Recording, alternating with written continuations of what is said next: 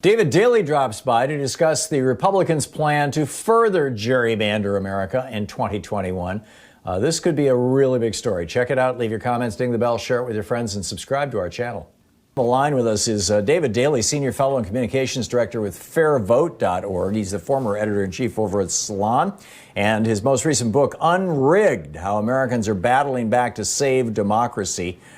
His previous book, Rat Effed, Why Your Vote Doesn't Count, we've discussed on this program with David. David, at FairVote.org, of course, is the website. David, welcome back to the program, and thanks for joining us. You write that you smell a rat here in the GOP's gerrymandering plans for 2021. They did a pretty radical gerrymandering job in 2010. The census happens every year that ends with a zero. The year or two after that, you typically see, these lines being redrawn in the states. Tell us about this. I think you're absolutely right. Thanks for having me on, Tom.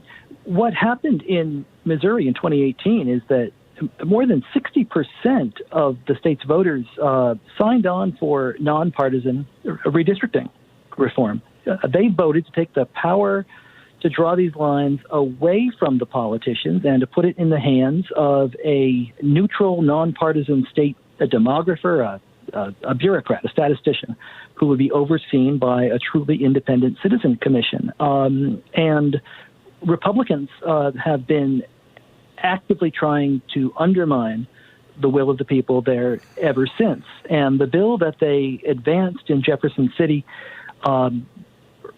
earlier last month, what it does, it not only guts what the people demanded in 2018, it sets up what I think is a real warning sign for Democrats and those who would want to see fair maps around the country. I think you can see the playbook in the little details of this bill that I imagine are going to be popping up kind of Alex style in state legislatures all around the country in 2021. It is nuanced, it's technical, it's very sophisticated and complicated, but the goal of it all is to create very, very red maps in all of these states, and in many cases to change the definition of representation itself. We have numerous states, and correct me if I'm wrong, I believe that North Carolina, Pennsylvania, and Wisconsin and Michigan are perhaps top examples where the majority of people who went and voted in the last election, voting for their members of the U.S. House of Representatives, or for that matter for their state legislatures, voted for Democrats. The majority of people voted for Democrats, and yet those states are majority represented in Congress by Republicans, even though they may have a Democratic governor, because that's the one statewide race where, you can't gerrymander a governorship.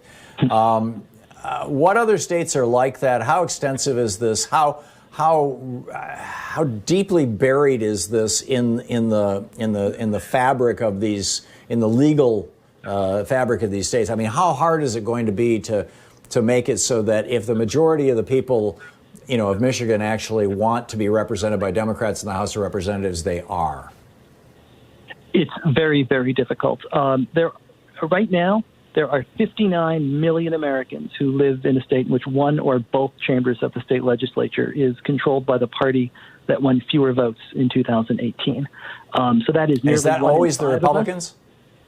And all 59 million of them are states that voted for Democrats and are governed by Republicans. So that includes Michigan, it includes Pennsylvania, it includes North Carolina, it includes Wisconsin, it includes chambers in Ohio. This is a deep and very serious problem.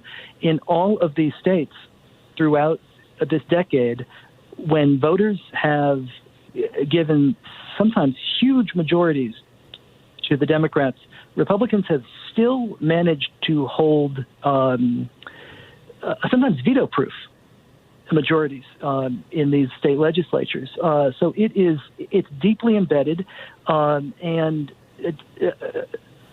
even when the Democrats manage to win an election, it's not enough to change the nature of who controls these chambers. I think the best example is probably Wisconsin in 2018, in which Democrats kicked Scott Walker out of office. The voters in Wisconsin re-elect Tammy Baldwin. They give Democrats every single elected statewide office, and they favor Democratic Assembly candidates by more than 200,000 votes statewide. And yet Republicans hold on to the Assembly 63 to 36. Democrats can't make any headway at all.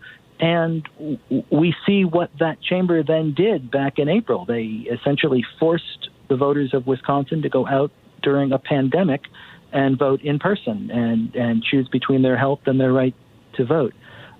It's a very dangerous situation. So, I think most people would agree that, like, for example, what California has done, and I know a few other states have picked up on this. I believe California was the first, correct me if I'm wrong, which is to say that we're going to have our congressional districts, both federal and state, drawn by these nonpartisan groups, drawn based on math and statistics rather than politics. And the people keep asking for this, as you point out, with this ballot initiative in Missouri. But it ain't working that way. And the solution the Democrats offer to Republican explicit gerrymandering, as we've been describing, is let's go, when we have power, when we the Democrats have power, let's go with one of these nonpartisan commissions and just make everything fair. And there are some people who are saying, Democrats, you're always being the nice guys. Why don't the Democrats gerrymander the state so that no matter what happens, they're going to control it for the next 10 years? Yeah, I think the difficulty there for Democrats is even if that's what they want to do, there aren't a lot of states where that's possible. Democrats could perhaps manage to get a seat here and there if they took that tactic, but it would not be especially effective. In most of the states in which Democrats are likely to have complete control of the process, they're pretty much blue states already. So Democrats already control almost all of those seats, So Democrats control the process in Maryland, but they already have 7 of the 8 seats. They control the process in Oregon. They already have 5 of the 6 seats. They control the process in Illinois, where it's still an overwhelmingly Democratic delegation. So the Democrats could maybe squeeze a seat out of Illinois if they kind of drew spaghetti strand districts coming out of Chicago and stretching statewide north to south. They could perhaps do the same thing in Virginia if the redistricting amendment there fails in the fall, and maybe steal. I think we could pull it off here in Oregon. We could get rid of Greg Walden's seat. Or you flip could it. Probably flip it to go for the seat. complete 6 out of 6. The trouble is Democratic incumbents get nervous, and that's what happened in Maryland back in 2011. There were folks who wanted to draw an 8-0 Democratic map, and the incumbents said, boy, if you spread those votes out like that, some of us might lose in a close year. Mm-hmm. So let's lock the incumbents in and give them 1. But if you could talk the Democratic incumbents into, 52, 53% districts, you could probably get a handful of seats out of it. But there is something noble. Democrats actually believe in government, and specifically in good government. The phrase that Paul Weyrich famously ridiculed in 1980 when he talked about goo-goo Republicans. Goo-goo.